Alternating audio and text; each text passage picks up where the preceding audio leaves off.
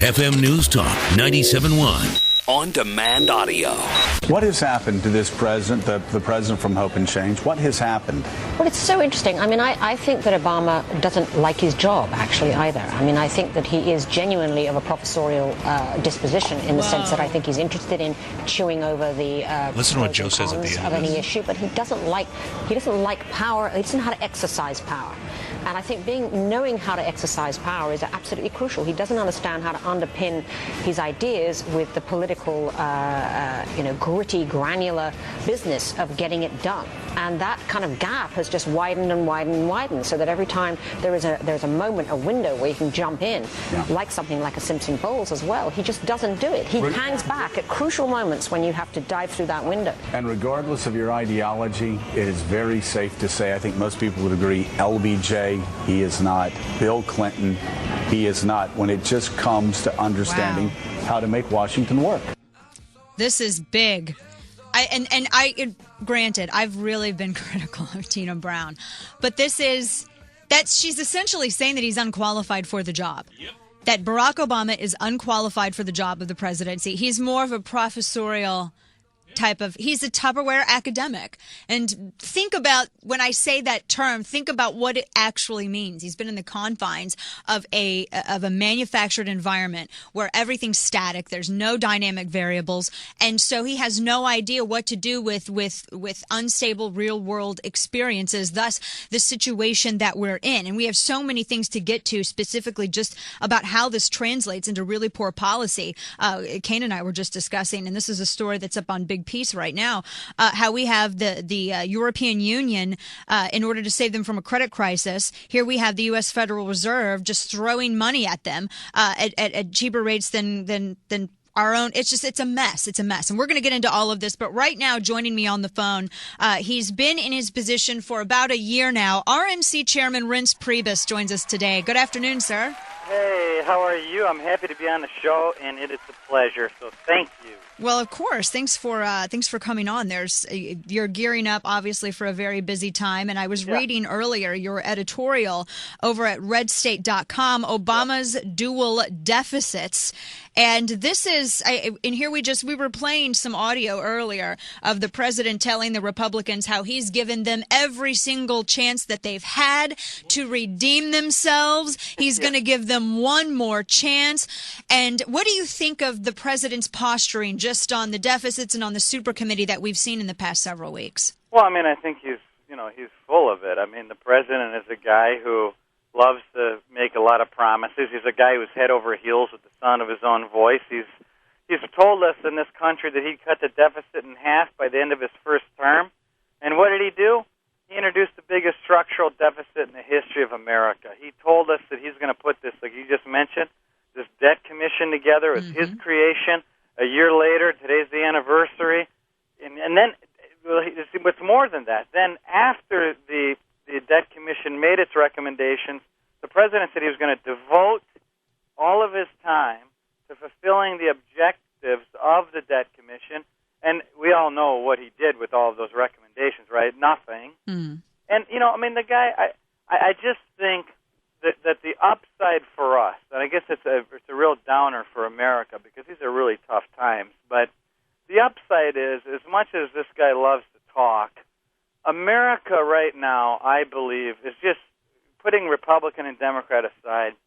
I think that the people around this country are just absolutely starving for real, authentic people to lead this country in a very difficult time. And that's why you see people like Paul Ryan, Chris Christie, Marco Rubio really catching fire. It's not because they're Republican. It's because they're real. And that's what people want right now. And this president is just a plasticized Washington politician. Well, and he's really playing a game of chicken right now over this situation with the payroll tax cuts. And I've been watching this. His address yesterday, and where he was very condescending toward the Republican Party, towards really any conservative. But they've been going. I know they've been going back and forth and having the stance on these payroll tax cuts. And the president is blaming Republicans. I'm curious as to why Republicans in the House don't just put forth this just real clean piece of legislation and say, why not? We're going to call your your bluff, if you're so interested, if now you're going to assume this mantle of being the party of tax cuts, then let's make these permanent. Is that a possibility? And if so, why haven't Republicans in the House done this yet?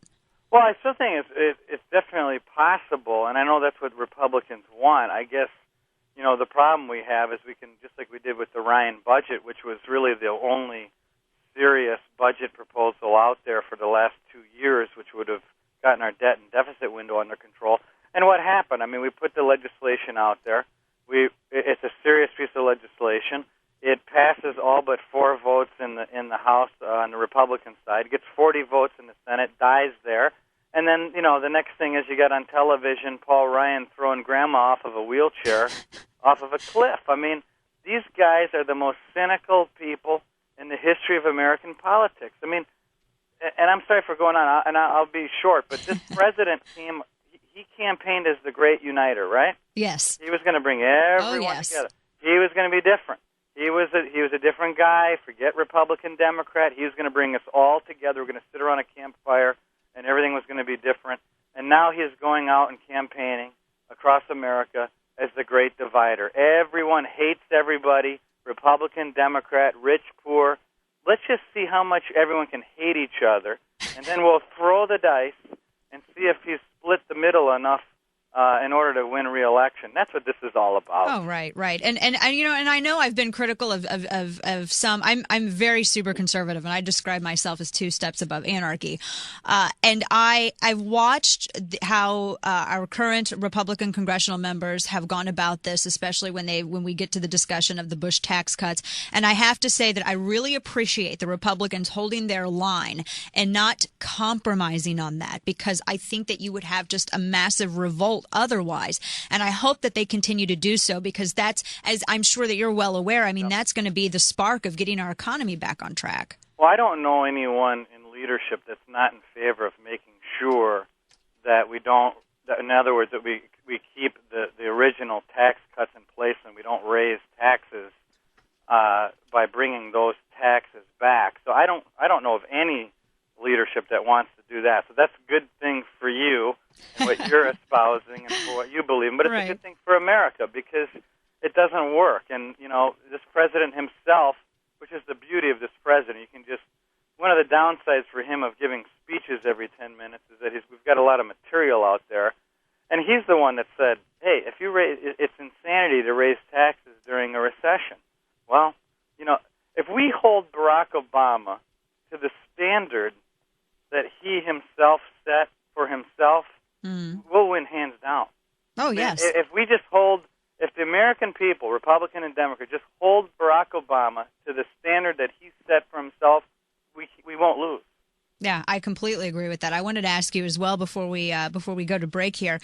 Coming up onto the elections, we saw the massive rise of conservative grassroots over the past several years, and I'm curious, as the head of the RNC, how do you see grassroots having an impact on elections coming up in 2012? Well, I think grassroots is everything. I was the chairman of the Wisconsin Republican Party. I was a volunteer.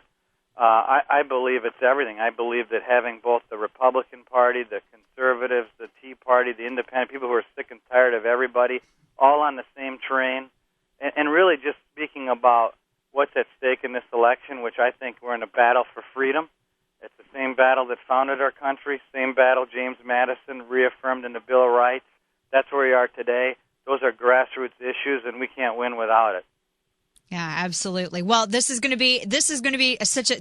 always say that every election is super important, but I really believe that if we are not able to reclaim the Senate and make it red and maintain majority in the House and take the White House over, I'm not quite sure what we're going to have when we wake up the next day and go into 2013. I'm really not.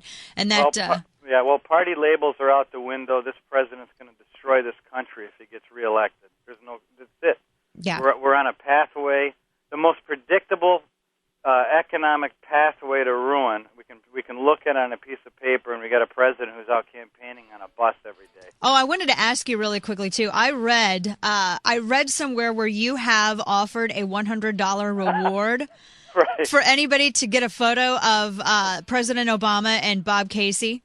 Well, I was doing a press conference yesterday, and they were asking me whether or not I thought that Bob Casey was going to be at this event yesterday. And I said, listen, my guess is he's going to come down with a 24-hour flu. And then I said, well, better yet, because, he was in Scranton, and that's the hometown of Bob Casey. Right. So that was a big question. And I just said, listen, if any of you can get a picture of Bob Casey and the president today, I've got $100 here for you. Of course, Bob Casey wasn't there. Oh, goodness. That would have been, if somebody can, if he goes back and somebody can, if the offer's still good, somebody I'm sure is going to get it at some point with this economy. Well, if Casey's smart, he'll disappear every time the president comes into town, though. Yeah, that's He doesn't want to tube his election campaign. Well, I love that offer. That was great. RNC Chairman Reince Preibus, thanks so much for giving us some of your time this afternoon. I love to do it. Take care. All right, take care. You too.